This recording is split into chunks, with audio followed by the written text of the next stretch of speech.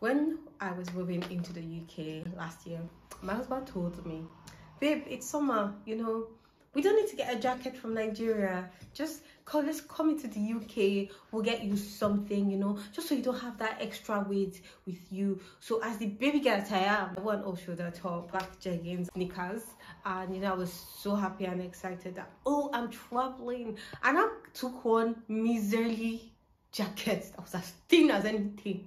I was going to the 𝑰𝑵𝑺𝑍𝒔. It was summer, so it was supposed to be warm, like my Lagos weather. Ladies and gentlemen, boys and girls, was in for the shock of a lifetime because the summer was not summering. What's up, fam? Welcome to the channel. And you're here with 𝑰𝑵𝑺𝑍𝒔. Nice to meet you, fam. I called myself by my maiden name in one of the videos I filmed, and then I was like, I just felt like, you know what, let me just switch to my husband's name because I don't know, I'm still in between. Because we've not done the papers, like on the papers I still go by my maiden name. Even on Instagram I had to put like my maiden name and my husband's surname in case somebody was looking for me, because all my official documents still have my maiden name. So other content creators that have done this thing, how do you do it? I mean, except if you go by another name or you go by just your first name. But I still like to be putting my full name out there. Know that you can know the name now, know it, know the name, know it. Anyway, fam, it's been 6 months since I left my dearly beloved Lagos and moved to the UK. No, I did not jackpot. I just relocated. T for tennis. So this 6 months has come with its own fair share of surprises, culture shock, and stuff I never would have experienced, but also had its good parts. It has had its interesting parts. My trip to the UK was my first trip outside of Nigeria. I really enjoyed it, especially when we stopped over at Qatar and I had the chance to explore the airport. It was so beautiful. I enjoyed the journey, and being here for 6 months has been quite the experience, I must say. I have enjoyed it. I have had days where I just want to go home where it's warm and sunny. I've had days where I'm like, okay, I don't think I'm going back to that country again. So I've had everything, and today I'm here to tell you 10 things, 10 that I have learned in this country. God bless you as you watch it. The first thing you need to know in this country, in this 𝑰𝑵𝑺𝑍𝒔, in this UK, is that you need to be proactive. You need to think 2 steps ahead. In this country, you need to have a strategy and a plan and a plan B and a plan C if possible. Where I'm coming from, Nigeria, you also needed to plan and be proactive, but if anything, you need to be even more proactive here, because here there's nobody you're paying money to do anything. You cannot jump the queue. A lot of people would follow due process. I mean, you definitely have cases in every country where there are places where, I mean, you may not necessarily have to, but the adherence to process here is it's like they take it more highly here. So you need to be proactive, you need to plan, you understand, you need to read the contract, you need to know what you're going to do after what you're doing. For example, if you're renting a place and your contract is only for 6 months, if not immediately, 3 months in, you need to have already started thinking of what you would do next. I know there are a lot of things you can't plan for, there are a lot of things that might come up that you wouldn't expect, but for example, in our contract for the place where we stay, there's a part of it that says we have to give permission to them to come and erect a banner in front of the house to let people know that the house is available for rent 2 months before our contract expires. So if you're not already thinking of renewing that contract or thinking of where you plan to go next and start, you know, researching and doing all your thing, you will get stuck. And let me tell you, nobody will extend your rent outside the contract. Well, you might find someone who will do that, but it's not a very regular occurrence.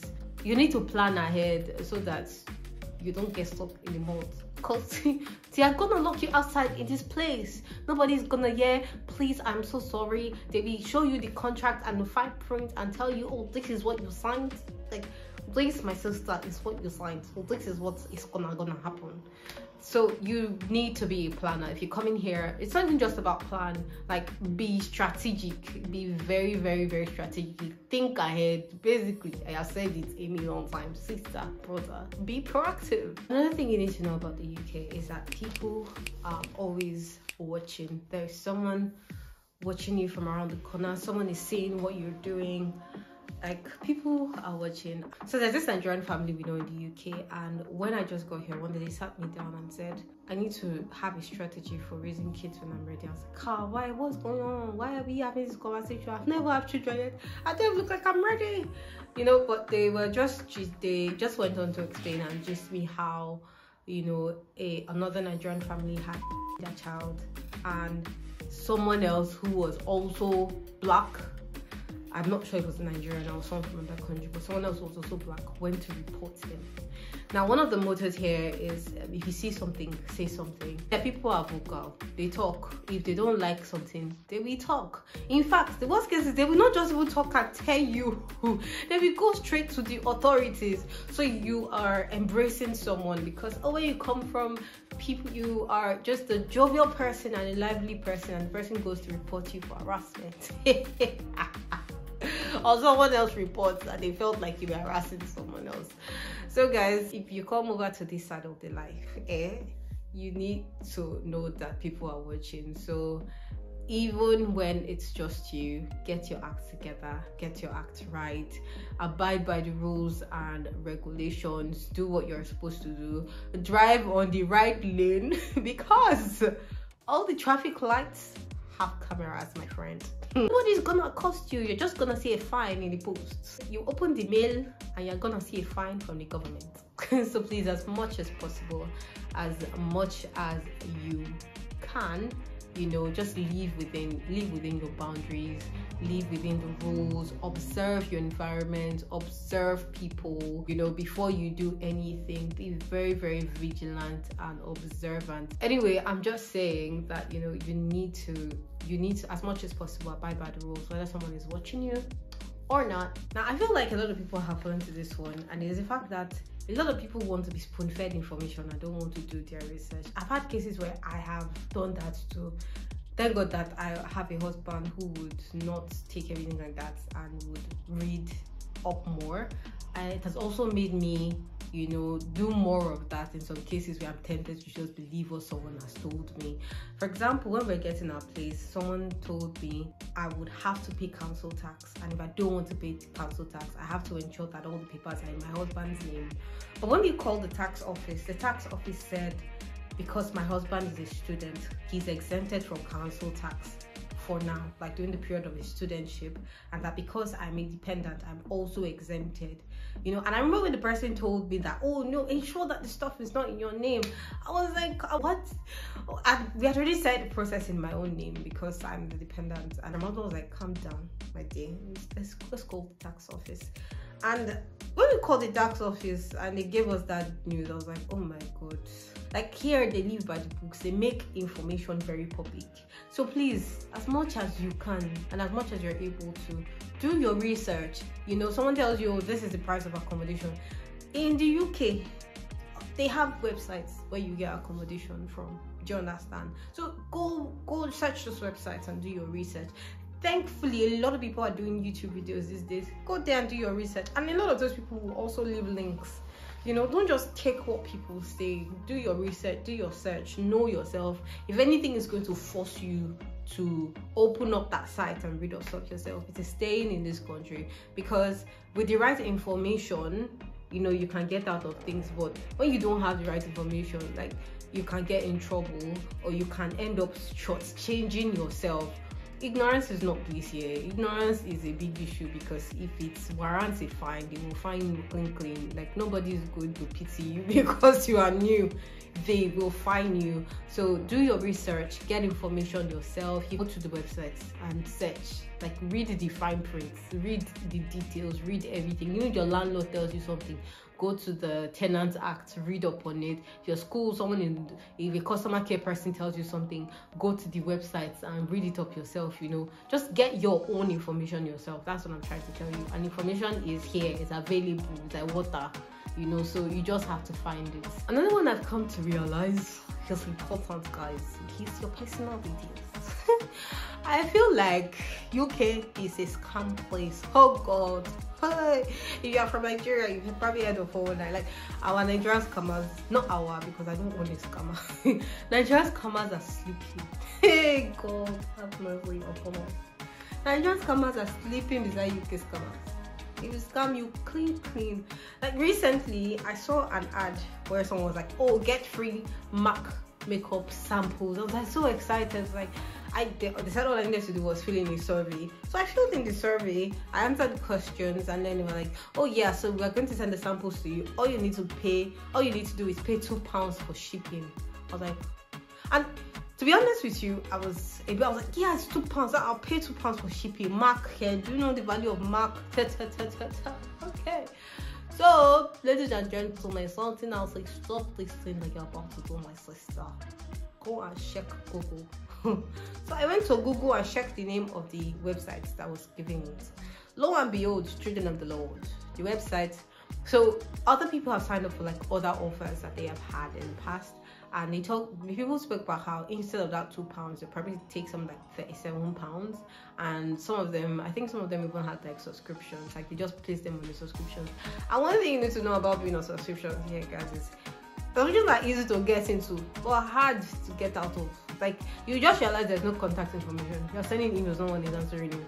You call the bank will tell you there's a process to it. So protect your details with your life. Like, your details are literally your life. Somebody can take a loan in your name in seconds. They can drain your account in seconds with just one phone call. I think the one that has baffled me the most is the one when they call, like, they're the bank, they tell you that they're from the fraud team, they're trying to protect your money, and then, you know, you're like so excited that it's the bank, and then someone drains your account in seconds, on people, in seconds, without, like, before you could even, more like faster than you could imagine, faster than the speed of light, they drained your account. You know, scams here are so prevalent, so please don't play with your details, your date of birth, your full name, your home address, your postcode, your any personal information that can be used for identity theft. Please, as much as possible, protect it. Don't overshare it, because these guys are on the lookout. They're literally studying, like, at the tiniest opportunity they will strike. Here they are very strategical, very, very strategic. So please do not play with your details. Don't do it. Don't. See that thing that's too good to be true, it is too good to be true. Let it go. Let it go. It's better to let it go than to let go of all the money in your account. Amen. Now, one thing I've come to realize is, and I'm going to be talking about the issue of black tax here. If you come to the abroad, there's this notion that people have that everything is there, everything is set, everything is all together, like, oh, you've got money, because I mean, you earn a lot per hour compared to the naira, duh. But it is not always the case. It is not true. You are earning something small and your rent has eaten how many percent already? The bills are there, you've got kids, there's childcare. Nigerian food or African food or even international food is not cheap. I think I've just come to the conclusion that, you know, it's important that you let people at home know the situation. Like, give them the details, let them know, let them understand what it's like, because you can't blame them if they feel like you've got a lot and they start making requests when you've not let them know what exactly it's like. They have an ideology in their heads. They've seen it in movies, they've seen other people act it out, they've seen a lot of things, and they just have all these expectations. If you don't set things straight, there's a tendency that people just think you're flowing in milk and honey and need to, you know, make a request from you. I have a friend, someone called her and said he needed a car. He needs a car. That she and husband should please buy a car for him. I was like, did you not explain the situation to this person?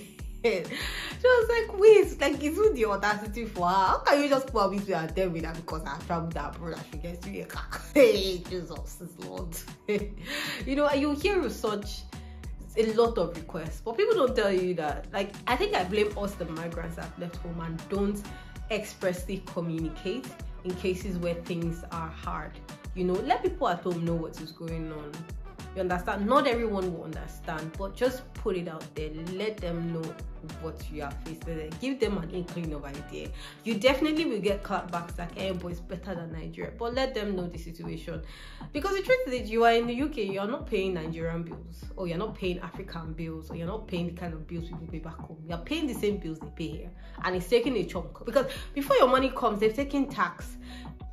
If you're not a student, they're taking council tax. You're still going to pay council tax. Apart from council taxes, your electric and there's your water bill. Apart from that, if you got kids, there's childcare. There's African food that is not cheap. Do you get? So there's all of these things, and if you're still earning like minimum wage, which a lot of people do when they first get here, it is not beans, and you're now trying to develop yourself. You're taking courses, you're attending classes, you're paying for stuff. It's a lot now. And then, for example, you want to do yourself well and say, okay, maybe I just want to upgrade my phone. You're paying that bill. So it's important that you let them know back home what's going on. Like, suck it up and tell them. Let them know what to expect. You get? It just makes life easier for every one of us. And this takes me to my next point. And basically, it is having a budget for black tax. Guys, number one, black tax is real. If it doesn't happen to you, then I'm gonna lift my hands to God and just thank God on your behalf. Should we take a moment to do a worship session and just praise God for this person that's watching that does not have to deal with black tax? The Lord bless you. For a lot of people, black tax is real. They will bill you from home. So basically, it's important that you have a budget. Like, have a budget for it. If there's no need for it this month, you don't have to touch the money. So that when a need comes next month, you can give. You know, just have that budget, especially if there are people dependent on you. It's just as much as you can. Have the budget. Know that once the budget is finished, for now the well is closed. When next we have the budget, it is open. But if you know that, you know, there are people depending on you, just set something aside so that you don't end up having to sacrifice something that is really important later for that. And then you start nursing things in your heart. It starts breeding bitterness, starts breeding anger, starts breeding a lot of things. And don't let that get to you. It is a reality. It is real. So and yeah, this is a very, very important one. And it is the fact that somebody is from your country or from the same place with you back home does not automatically make them a friend.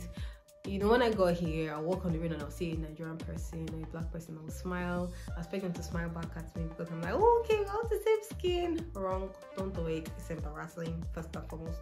It's quite embarrassing, I'll be honest with you, because 80% of the time, I did not get a smile back. And when you really think about it, back home, you do not know these people. We're all random people from random places, from where we've come from. You don't, if I was back home, I wouldn't say random person on the road and smile. I would be polite. I would have an angry face on. Basically, don't think, oh, because you're from the same place, someone has to treat you a certain way or be nice to you. Like, let me tell you, I don't know you from anywhere. If I'm nice or acting polite, it's because I want to. So I still don't know you. Right? If you're a friendly person and you talk to me, I talk back to you. If you decide that you don't want to talk to me, I'm not fighting with you. We'll see each other at the hallway, we'll smile, but that's it. So basically, don't go around saying, oh, she's black, why can't she just greet? When people live here, they forget their culture. My dear, what are you expecting? What exactly are you looking for? Y'all came here for different purposes. Like, don't be petty. If you need someone to talk to somebody at home. If you want to talk to them, like, be polite, make an introduction and try to be friends. And if they're not interested, it is totally fine. It is fine. It is 100% all right. You get, like, it is fine.